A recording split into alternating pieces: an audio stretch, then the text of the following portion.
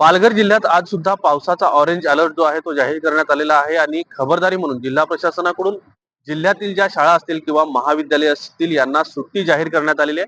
मात्र कालपासून जो पालघर जिल्ह्यात पाऊस होतोय त्याच्यामुळे नदी नाले जे आहेत ते ओसंडून वाहताना दिसत आहेत. नद्यांच्या पाणी पातळीत मोठ्या प्रमाणावर वाढ झाल्याचं पाहायला मिळतंय. आपण बघू शकतो की मी सध्या अ, सूर्या नदीच्या तीरावरती आहे आणि सूर्या प्रकल्पाचं जे धामणी धरण आहे या धामणी धरणाचे पाचही दरवाजे जे आहेत ते उघडण्यात आले आणि साधारणतः 37,000 क्युसेक पाण्याचा विसर्ग जो आहे तो या सूर्या नदीत सुरू आहे आणि त्याच्यामुळे सूर्या नदीला मोठ्या प्रमाणावर पूर आल्याचं पाहायला मिळतंय. दुसऱ्या बाजूला तानसा असेल किंवा मध्य वैतरणा असेल, मोडक सागर असेल या धरणांमधून देखील नद्यांमध्ये विसर्ग जो आहे तो पाण्याचा सुरू आहे आणि त्याच्यामुळे वैतरणा, पिंजाळ आणि देहरजे या नद्यांना देखील मोठ्या प्रमाणावर पूर आल्याचं पाहायला मिळतंय. एकूणच पाहिलं तर पालघर जिल्ह्यात काल आणि आज पावसाचा जोर जो आहे तो कायम राहणार असल्याचा इशारा जो आहे तो हवामान खात्याकडून देण्यात आला होता. आज काही प्रमाणात पावसाने विश्रांती घेतली असली तरी सुद्धा नदी नाले जे आहेत ते ओसंडून वाहताना दिसत आहेत. एकूणच पालघर मधील कालपासून सुरू असलेल्या या पावसामुळे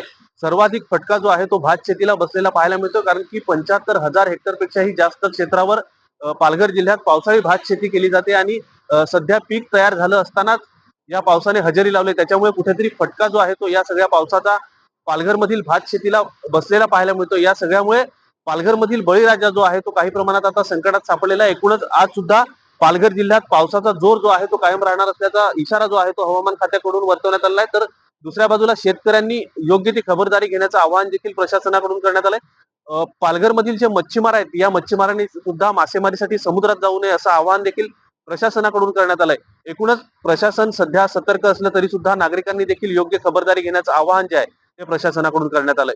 न्यूज 18 लोकमतसाठी राहुल पाटील, पालघर.